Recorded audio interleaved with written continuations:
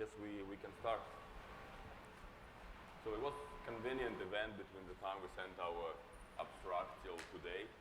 All this news around NSA. So we're going to talk about something cool, basically do some surveillance and how we recognize the video we capture using OCR and Hadoop. There we go. So the few words about us, you probably haven't seen us presenting before. I'll introduce Alan and I'll let him introduce myself. So Alan is working for me at Pythian. So he's part of a CTO office. He's sort of a hacker, part-time data scientist, and just a cool guy. So he really can do quickly projects sort of over the weekend. I think he hacked it together over the weekend to start with, and then we worked for a few months to actually make it to a proper state. So he's part of a CTO office at Pythian, which is sort of an incubator, kind of our internal startup. So go ahead. And Alex is basically a relational legend. He's an Oracle ACE director. He's part of Oaktable and stuff like that. But more relevantly, he's also a Cloudera champion. Is it champion of big data? Is that what they call it? Yeah. Big data champion. It sounds cool. So basically, yeah, lots of credentials there. Well, been mostly a relational guy, but these days I work a lot with more big data technologies, Hadoop, and etc. A little bit about our company. You might not heard about Pythian. What we do database services. And to tell you about Pythian, I think it's just easier to tell what we believe and why we exist. If you look at the trends in the industry, the trends are with the consolidation, in big data, this reservoir, data lake, whatever they call it these days. More and more data end up in a fewer systems. So the systems become more and more critical. And we believe that traditional outsourcing model is broken in a way that people hire army of average IT workers and make this army manage a bunch of infrastructure, each of them hosting averagely critical applications, sort of not very critical. So and as sort of companies move to the right on this graph, sort of where value of data increase, the risk of this infrastructure down and the revenue potential from running this infrastructure well is very high, and you can't afford a mediocre or average team to work on your systems. It's like when you want to do a brain surgery, you're one of the best brain surgeons you can find. So we believe that that's the trend in the industry, and if you're one of the best team to manage your data infrastructure. And that's what we do at Pythian. We help customers providing this sort of A-team, top-skilled people. And historically, we've been working with lots of relational technologies, and these days we work with Hadoop as well as some of other sort of newer platforms. So I'm going to introduce the project that we're working on. It's not one of our client projects, but it's actually our internal project. We're using it in our security tool. And I'll give you the context how we're using it. So I'll describe you the product that we have internally and how this project fits in. And Alan will go into the technical details of them as well. So if you think about physical world, in the physical world, there's a physical valuable assets like money, or casino chips and etc. And these days, when you enter like a bank, you're not expecting to be a bank without a camera. So pretty much a lot of physical places with the high valuable assets are audited, sort of principal trust but verify. So if you work in the bank and you have access to the bank vault, whenever you enter the bank vault, you are recorded. Whenever you exit the bank vault, go to a restroom or somewhere, it's your personal stuff, you're not recorded. So the information have the same property. It can be very critical, and we basically sort of wanted to have the same capabilities. And we didn't have them. We wanted to buy something, so we had to write our own product. And so we did. I'll just give you an idea how it works. So we basically have those terminal servers, which are sort of a vault. Think of it as a bank vault. In order to get for our engineers remotely to the client infrastructure with the critical data, there's no other way but through one of those terminal servers. And they're sort of very vaulted. There's no other access from them. And the only way to get through those is through the remote desktop. And we basically use sort of a man-in-the-middle proxy attack to capture the remote desktop video and basically split it off for the live view oversight, as well as for the historical recording when we can encrypt it into more usable video format. Now, what's important is that we're not playing NSA here, right? So everything you do on your laptop is your personal stuff, your IM, your emails, your YouTube browsing. That's enough. Your YouTube browsing habits, they're not getting recorded, right? But the moment you're jumping on a custom infrastructure, everything is recorded, right? And each client has its own terminal server, its own independent recording, and et cetera. And some other benefits of it, like network segmentation and so on. But for our sort of need, that's probably be enough. So that's the thing which is working, which has been working right now, working in production, deployed with our clients. So instead of VPN, we're actually using this because it gives us more this auditing capabilities. Now, we basically, instead of the security SecOps team in a physical world, we want basically to have this, which is great. We kind of have it in theory, but it's really lots of efforts to sit there and watch hours on videos. In fact, if you skilled IT work and work on administering a database, for example, security officer doing the oversight really need to understand what you're doing. Otherwise, how do they know whether it's whether you're doing something wrong with it or not? So it's actually not easy. It doesn't really give you a lot of value right away. So what we wanted is something like that. And I think we can try to play the video now. Could you please play the video in the back? So basically, that's example of what's the replay. Oops, we need to go back. Yeah. Good, thank you. So that's basically our playback, how it looks like when we replay like yesterday's session, for example, and et cetera. Normal video playback, we add a little bit of a special data here. And if we start typing sort of a search patterns, we could immediately see where in the stream this phrase or these search terms were seen.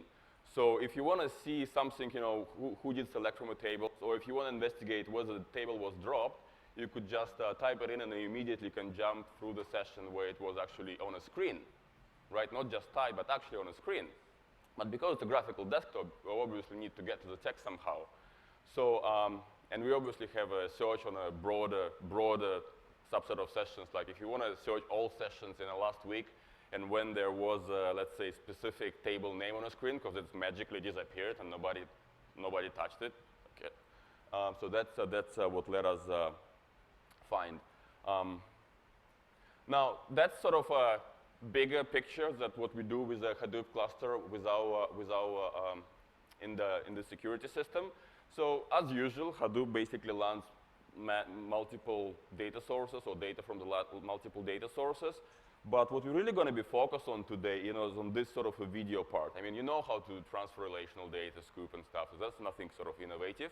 But we're going to focus on is sort of how do we transfer video stream and actually how we recognize this video stream and turn it into text, and how do we store it? And before we proceed, I want to sort of explain a little bit what is a run length encoding if you haven't seen it.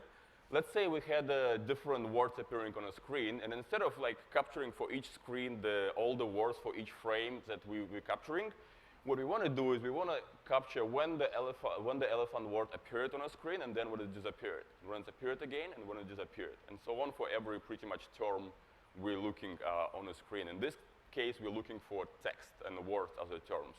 So in all of those basically have when they started, when they finished, and then we can index those and run a search on them. No, and that would be sort of a run length encoded, very sort of space efficient mechanism, and it gives us basically a term search. We can easily find when we had certain terms on a screen, and we can do Ngrams as well, so that we can actually not just search for one word, but for actually a phrase or something. As opposed to, sort of if we store one page per frame that we recognize, which would have its own benefits. For example, you can do more contextual analysis, like you can try to recognize whether there was personally identifiable information, PII on a screen, or credit card pattern, which may not be one single string, but sort of 4 groups of digits, for example. So there's certain benefits, but this is what we initially at least implemented because that's what we needed for the full text search. Alan, you want to take over the bits? So, I mean, initially, before we get into the MapReduce pipeline that we're using, we have to get the data into Hadoop. And this is kind of a little bit of an unconventional problem because the existing encoder that works in Adminiscope is written all in C in-house. And the intermediate data we basically want to get is out of the memory. It's this random image that we've got the frame buffer updated in memory, and we want to emit that periodically, serialize them, and then somehow push them into Hadoop. And so what we're doing right at the moment as a kind of a proof of concept for one data center is we've actually got libhdfs writing straight into HDFS basically, and that actually works pretty well. But the latency for multi-data center, this is distributed. We've got data centers in Canada and Australia and the UK, and so we want to bring those all into one Hadoop cluster. And so, if you want to, yep. So instead, basically what I found out very recently is that Flume has added binary support for spooling directories and also for the REST endpoint. And basically what that means is that we can now drop our binary data into Flume. And if you've seen any of the Flume talks, it gives us a nice, we can do some aggregation, you know, from a whole bunch of Flume nodes down to fewer and then finally into our HDFS to land it. So that's where we're going. We haven't deployed that right now, but it's worth kind of noting that that's a nice scalable way to get not only logs and text data, but recently also binary data into your Hadoop cluster. So this is the meat of what we're doing really, and it's a bit dull, but nonetheless. So once we've landed the frames in HDFS, whichever way we're doing it, basically I want to talk about just the patterns we're using in these MapReduce jobs and kind of the way we've developed them, because I think there's some stuff going on that's repeatable, and I felt like there's kind of a dearth of actual real world, like this is how we use MapReduce talks. I know everyone's very excited about Yarn and everything, but I mean, MapReduce still kind of pays the bills right now, right? So it's nice to see how other people are doing it and what patterns they're implementing. So the very first step, and kind of the cool eye-catching step, is basically the OCR mapper itself, which is, we realize that doing text recognition on a whole video is basically an embarrassingly parallel problem. If you've got all of the frames and they're not temporally encoded, you can split that, send one frame to every mapper, or every mapper has a set of frames, and they can just go at it. And basically this gives us complete horizontal scalability for our OCR. As we hire more DBAs, as we get more clients, as we log more hours, we just scale up our cluster. And this is completely not a choke point, which is unique. And so it's actually interesting because it's basically a completely stock, Google's Tesseract project is just a C-based OCR. We tried doing Java-based OCR, and frankly, it's not quite there at the open source implementations.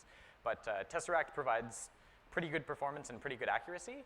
And if you're just trying to basically make this embarrassingly parallel, it turns out that sometimes shelling out and just kind of, shelling out meaning like dropping down to a shell, basically leaving Java and just running something locally on the machine and collecting the results is actually a really efficient way to do these massively parallel tasks.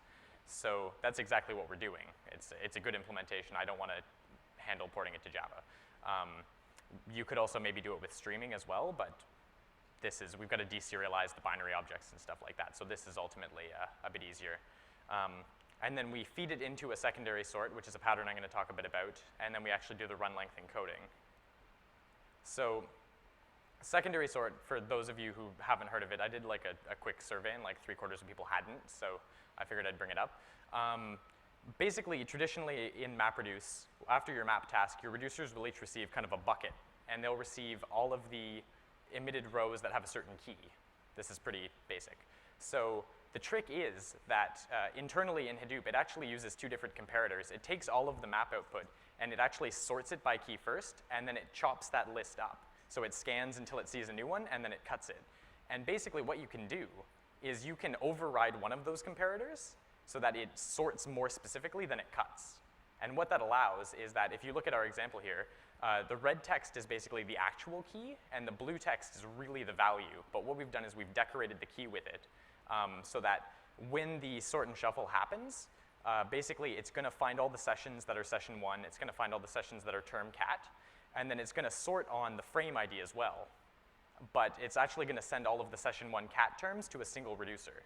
And what that gives us is that reducer can run very efficiently to do our run length encoding. It sees frame 1, frame 2, frame 3. It can guarantee it's going to see them in order. So it doesn't need, it could potentially require boundless memory otherwise. If it's going to get frame 1, then frame 7, then frame 4, it has to keep an in-memory structure to keep track of that. This way, it runs in constant memory, basically. So it's a pretty nifty pattern, and it's widely applicable. If you ever wish that your reducers could see stuff sorted, or if you think you could speed things up that way, this is exactly the way to do it. So, I mean, that basically covers our first MapReduce job. We shell out to this external OCR, and then we do the run length encoding, which is, as Alex explained, it's basically just a term, the initial offset, and then the duration. and that gives us a very efficient compression for these time series, because something like, your shell, your prompt, is going to be on the frame for the whole video. It's one record in this encoding, rather than being n records, where n is the length of your video. So that's pretty convenient. The second step that we do is basically Avro serialization, and it's also aggregating into documents. And basically what that gives us is that Solar doesn't really scale right now to the number of frames that we have, basically. If we wanted to index every frame as its own document, that doesn't work, because we emit a lot of frames. So basically the solution to this is that we actually aggregate all of the terms as a bag of words, and we index that whole bag of words as one document. And then we have a more specific structure that has the time offsets and everything, and we've got a different application that retrieves that from Solar and does that in text, the in-video search. So it's two separate pieces of architecture, basically. The Avro serialization component is separate, and if you've ever worked with Avro jobs, this is actually something that drives me crazy. It is very, very difficult to take an existing job, especially you can't have a secondary sort in a job that also uses Avro, because they want to control the intermediate data format and stuff. It's kind of absurd. So I've complained about that loudly to the Avro developers, and maybe something will happen. In the meantime, we've developed it modularly so that if we want to stick a different serialization format and stuff on it, we can do that pretty easily. Even if we move away from Solar, we can encode that completely differently. And now we're using Avro basically because we want Cloudera search support. We're using Morphlines, and they play very well with Avro at this state. So Morphlines are a really interesting technology, and you might have heard about them from the Cloudera search launch about 3 weeks ago. Yeah. Yeah, it's quite a recent thing, and we kind of scrambled to get this in because we realized that it was the missing link to get these documents quickly indexed into Solar. Basically, it's actually a general purpose ETL pipeline that happens to have pre-built functions for stuff like dropping fields out of an Avro document and indexing it in Solar and some other neat stuff. So out of the box, their plain example is actually almost everything you need to solve our problem. And the other interesting thing is that we're running it as a MapReduce job right now, but they can also compile Morphlines into something that basically takes Flume output and does something analogous to like complex event processing on it. So we could take the same pipeline. If we somehow figure out how to do a Flume interceptor that actually does this OCR process for us, we could potentially have this running in real time instead, rather than doing it as a batch. I don't think that's feasible CPU-wise right now, but it's nice that it's flexible like that. You know, we can always add that feature on. Generally, a single-threaded OCR basically has, I think, 2 or 3 times slower on sort of normal modern CPUs than actually video itself. So it takes 2 hours on a single thread to encode 1 hour of video, to OCR 1 hour of video, actually. It's it's a complicated problem. We're looking at different OCR engines as well, but yeah. So basically, these Morphlines, just because you probably haven't seen them yet, and I think it's a really cool technology. This is kind of, it's a syntax that they call HOCON, and it's like JSON, but it's not. So at a high level, this is what your Morphline basically looks like. You give it an ID, you import all of the stock Cloudera and Solar commands, and then you just have an array of commands. And basically, you can think of that array as it's actually your pipeline of steps. So your Avro goes into the first step, and then it goes into the output feeds the second step, and on and on and on. But I mean, the built-in commands are things like read Avro container. So you load your whole Avro schema. That's 3 lines. Extract Avro paths. So those are the paths that I'm actually interested in my document. So extract them, you know. Sanitize unknown Solar fields. Solar will barf if you try to index something that doesn't have, if it has fields that Solar doesn't have in its schema. So that does it once again in 1 line. And then load Solar. And that's all you need to do. You can run this from the command line, and it will actually take live Solar indices and rebuild and just kind of slip your documents in, and there's no downtime for your Solar. You just index the new documents into it as this runs. So, or you can also index them offline and then swap it out yourself or inspect them. But yeah, so I mean, just at a high level, they provide a lot of really, it is really specific to search and really specific to Solar integration right now, but that kind of high level ability, and you can build your own plugins like that as well. And you can use your own input formats, not just Avro. I think initially it really works well with Avro, maybe not as well with other things, but in theory, JSON or whatever things that it CSV, supports. TSV, yeah. There are methods for those as well, but I didn't get into those because it gets a bit gross to try to jam a big JSON string into a TSV. And so anyways, yeah, so we have a bit of experience now with the performance of this. Like I said, we've kind of got it at a proof of concept stage. So we're still refining it, and the ingest is going to get better, and the OCR engine is going to get better. But this, basically, OCR is entirely CPU constrained. Our input data size isn't huge. Our memory requirement isn't huge.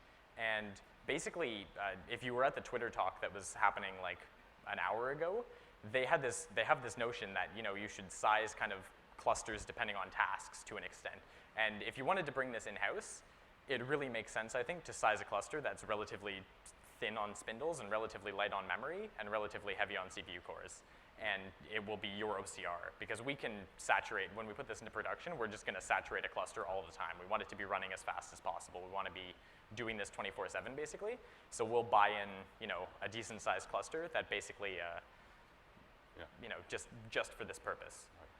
And the yarn seems to be the good fit for this in the future as well, if you would use that, because we can then, only dedicate some of the cluster nodes to run this, or, another, or we can also run it like in the cloud, which is much more sort of elastic in terms of resources we can get from it. And we don't really need high I/O capacity or anything like that. Yeah, yeah, because of the small input size, it is nice that we could buy in like a medium-sized cluster, and then if demand spikes and we find that our turnaround is slow, we can shuffle that data off to S3 and just kind of do elastic MapReduce on it until we get some more hardware in. So that's it's pretty flexible in that way as well. Yeah. So some of the like our really initial use cases for it was to do the full text search, to do basically sort of forensic analysis, to do some provide security officers with a certain capabilities to find what happened instead of just watching everything they need. But if you think about it, we can now, having a text from a screen, we can easily create a rule that when it see a credit card pattern on a screen, flag that session for review, because there should never be a credit card pattern from a system on a screen of an engineer supporting it, right? The same things with like social security numbers, personal identifiable information, and etc. We could look into suspicious activity, like when there's a drop tables appearing, we'll need to flag them for review, because you don't need to drop stuff very often in your production data databases. We also can now, based on the words appearing in the video, start looking at finding similar sessions. For example, analyzing basically the bags of words that session emits and see where the similarities in different videos were. So we also can automatically correlate what are the tickets in our system, because oftentimes they end up with a copy and paste of information from the screen, from the systems people manage, and they document it in our system, so we can much easier sort of correlate which video belongs to which tickets, or which tickets sort of been covering some of those videos. Other thing we're looking at, it's more sort of less relevant to video, is since we're basically using VNC protocol, we have all the keystrokes, of course, and all the mouse movements as well. So the keystroke is just another source of text for us to index. The mouse movement is a little more tricky, but preliminary thing we will be looking at is that analyze the patterns of the keystroke and mouse movement and try to detect when person, for example, is tired and been working for too long and shouldn't work on a critical production system when they're tired, right? So they should raise in the flag that go have a sleep. Or when working under influence, potentially some substance you shouldn't be using when working. So those things that we're looking sort of in the future as well. I guess the pattern itself just goes beyond just adminiscope as our use case. But if you think about like online videos, YouTube or whatever, if you analyze those video, process them, and extract the temporal data from it, which can be text, right, when the text appears on the screen. Or if you have access to face recognition technologies, then you can, instead of mining the video for terms for the words, you can mine them for the faces, and then you can store which face appeared when and when disappeared from a camera screen, right? Using the same run length encoding. Or like if you scan the brain images as people are doing something, you can detect certain activity patterns, and you can record that again in the run length encoding, and then correlate with the activity that person was doing, for example. There's many applications for this sort of a basic pattern when you have a stream of data with sort of a temporal notion of what terms you can extract inside. Audio maybe not as similar, but like if you want to like record everything around you, and every 10 seconds see if there's a song playing in the background using things like echo print, which is open source technology to figure out by the audio recording what song it is. You know, maybe you could mine your audio streams and find out which songs were playing, and that would be an input to some of your analytics. Geolocation data is as well sort of has a very sort of temporal notion in it, where you've been at that time, and, you know, in which location. Anything else we forgot? Nope. I think that's yeah. It's basically just the idea is that, I mean, we have certain things that we're doing in MapReduce that are broadly applicable to all different MapReduce jobs, and also we have this specific time series kind of design that you could also apply to other time series inputs. And if you would want to store the full text from each frame to do some more contextual data mining, we basically can go back to our sort of a 3 basic MapReduce job and split the first one in 2, so that would be basically just OCR mappers producing bags of words for every bag of words for every frame, and then feed it into, like split it into run length encoding, one path, and another one to mine like personal identifiable information or credit card patterns and whatever we need with it. So I think we can take questions now, if there'd be any. So if you just come up to the microphone, yeah, I'm sure you're up on how that works now. Nope.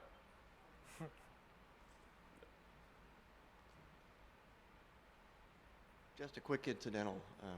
With using Tesseract, have you had any interesting tweaks with things that Tesseract tries to recognize things as? Sometimes it's not all that happy with code and other similar instructions. So the biggest problem that I've really had with Tesseract is that it works really, really well if you have a page of text. In kind of a complex environment like this, where there's multiple regions of interest and multiple different text sizes, it can kind of fall apart if things get too complicated pretty quickly. So that's one of the things we're working on, is either I've tested more commercial engines that tend to find those regions of interest better and tend to handle different text scaling better. And the other option is obviously if we wrote our own ROI finder, you know, taking a couple cracks at that. But it's a fairly hard problem.